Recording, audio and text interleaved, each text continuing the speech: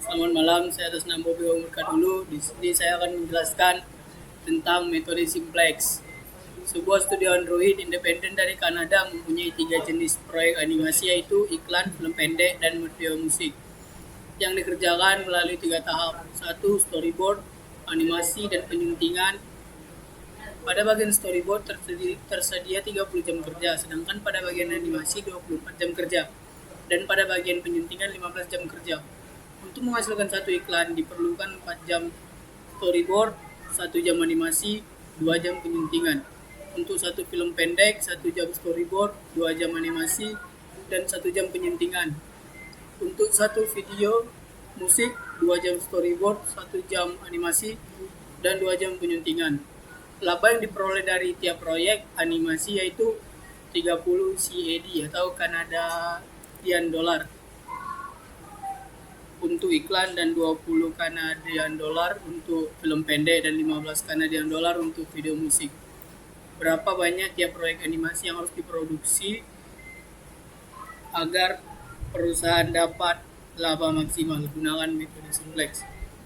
Jawab pertama itu kita mencari fungsi tujuan dengan max A 30x tambah 24y ditambah 15z, yang dimana animasi itu X, film pendek itu Y, dan video musik itu Z.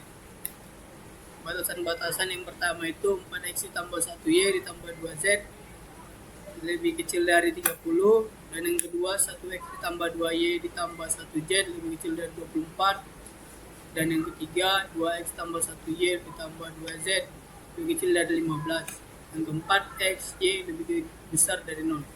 Langkah yang pertama itu mengubah fungsi tujuan agar variabel yang nilainya belum diketahui berada di sebelah kiri tanda sama dengan max A 30x ditambah 24y ditambah 15z, maka max A itu kurang dari 30x kurang 24y dikurang 15z sama dengan 0. Kita membuat sama dengannya itu di sini, makanya ada di sini. Lalu langkah yang kedua itu mengubah batasan-batasan yang mempunyai nilai lebih kecil menjadi sama dengan atau select variable. Fungsi tujuan itu max A 30x dikurang 24y dikurang 15z sama dengan 0. Batasan-batasannya itu maka ditambahin 4x ditambah 1y ditambah 2z ditambah s1 sama dengan 30. 1x ditambah 2y ditambah 12 ditambah s2 sama dengan 24. 2x ditambah 1y ditambah 2z ditambah 2s3 sama dengan 15, dan x, y, z, s1, s2, s3 lebih besar dari 0. Langkah yang ketiga itu kita memasukkan nilai ini. Nilai dari sini. Setelah itu kita lanjut ke langkah 4. Nah, itu langkah 4 itu memilih kolom kunci atau dasar untuk merubah atau memperbaiki tabel agar bisa memperoleh pecahan optimal. Caranya itu kita mencari nilai minus terbesar. Nah, di sini nilai minus terbesarnya itu adalah ini min 30. Ini agak lebih tebal, min 30. Maka di sini kita sudah mendapatkan kolom kunci yang itu X. Setelah itu lanjut ke langkah 5, memilih baris kunci atau dasar untuk mengubah atau mengadakan perbaikan. Caranya mencari nilai NK terkecil dengan cara NK dibagi kolom kunci. Nah, nilai NK ini 30 dibagi 4 itu 7,5. Dan 24 dibagi 1 itu 24, dan 15 dibagi 2 itu 7,5. Maka kita mencari nilai pembagian yang terkecil, yaitu ini 30 dibagi 4. Maka kita dapat pivotnya itu 4 dengan baris kunci itu S1. Lalu langkah ke-6 mengubah nilai baris. Nah, di sini kita memasukkan nilai S1, dan dari sini memasukkan nilai ke sini. Lalu pivotnya ini tadi. Lalu nilai S1 dibagi pivot, hasilnya itu X. Ini. Lalu kita lanjut ke langkah 7, mengubah nilai-nilai di luar baris kunci dengan rumus nilai baris baru sama dengan nilai lama dikurang nilai baru dikali nilai koefisien kolom kunci. Dengan rumus 1 kurang 0 kali min 30. Yang pertama itu kita mencari A min 30. Caranya itu ini 0 dikali min 30 dikurang 1. Lalu ini hasilnya. Lalu S2 nya seperti ini juga. S2 itu nilai ininya 4, nilai baris barunya 4, nilai koefisien kolom kuncinya itu ya ini 4. Lalu ini kita memasukkan nilai S2 nya. Lalu ini hasil pembagian dari nilai pivot tadi atau nilai X, nilai baru. Lalu nilai baris baru itu hasil dari ini 1 dikurang 0 dikali nilai koefisiennya. Nilai koefisiennya itu di sini 4. Nah, maka ini hasilnya ini.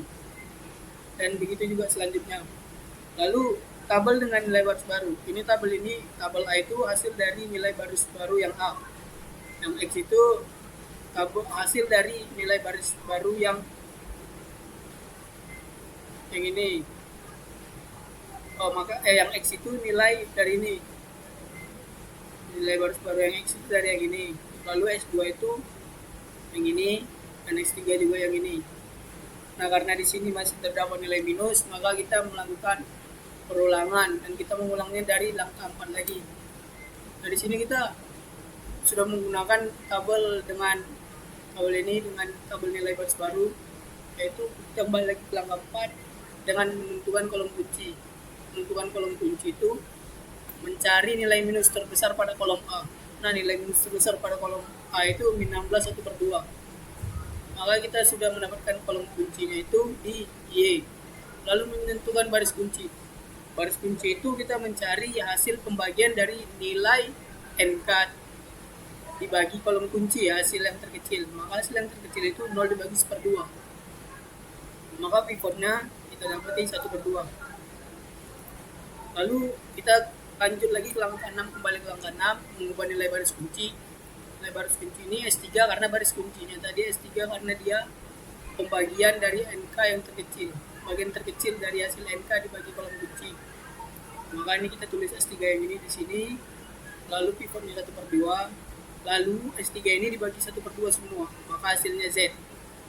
Lalu kemudian kita kembali lagi ke langkah 7, mengubah nilai di luar baris kunci. Rumusnya nilai baris baru dikurang nilai lama dikurang nilai baru dikali nilai koefisien kolom kunci. Nilai koefisiennya itu min 16 1/2. Maka ini kita tulis dulu di sini yang A. Nilai A ini diturunin ke sini. Baru NB itu hasil dari pembagian S3 dan pivot atau Z diturunin ke sini. Maka hasilnya itu ini. Nilai baris barunya ini hasilnya. Begitu juga dengan yang Z dan juga seterusnya yang S. Nah, lalu hasil nilai baris baru ini semua dimasukkan ke dalam sini dengan nama tabel dengan nilai baris baru. Yang A ini hasil dari pembagian yang ini. Maka ini dimasukkan 1 00 33 min 9 0 33 225. Yang X ini dari sini 01 00 1/2 00 1/2 7 1/2. Yang S2 ini yang ini. Lalu yang Z ini hasil pembagian dari S3 dan pivot. Yang Z ini dimasukkan ke dalam rumus ini.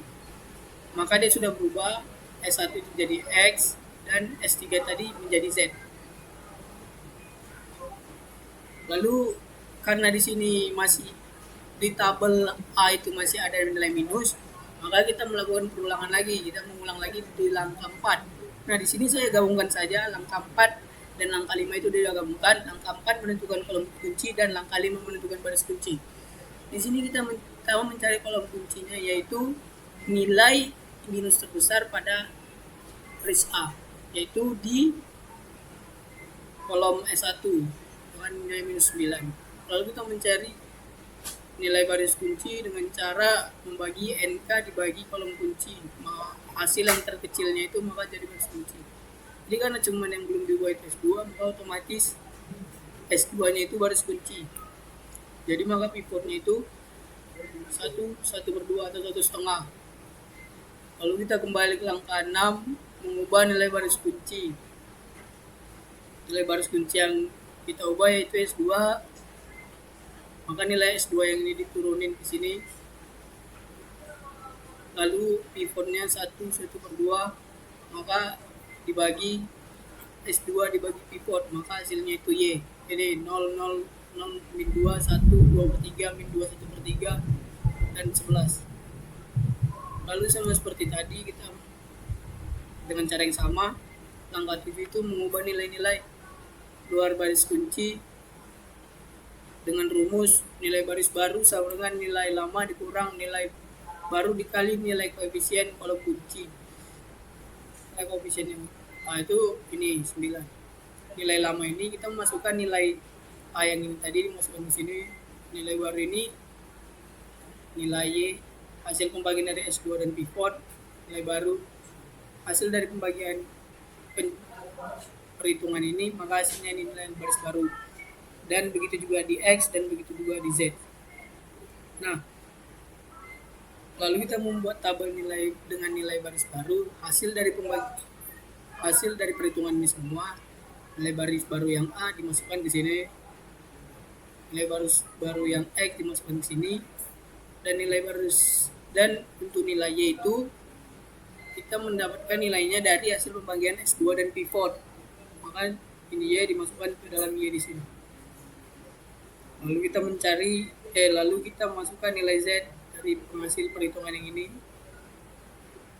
Nah, maka di sini karena sudah tidak ada yang minus, nilai yang negatif, maka sampai di sini saja perulangan kita. Maka berdasarkan tabel di atas, lakukan persamaan fungsi tujuannya, yaitu max A 30x ditambah 24y ditambah 15z, max A sama dengan 30 dikali 4 3/4 ditambah 24 dikali 11 ditambah 15 dikali 11, hasilnya itu 324. Sekian dari saya, terima kasih.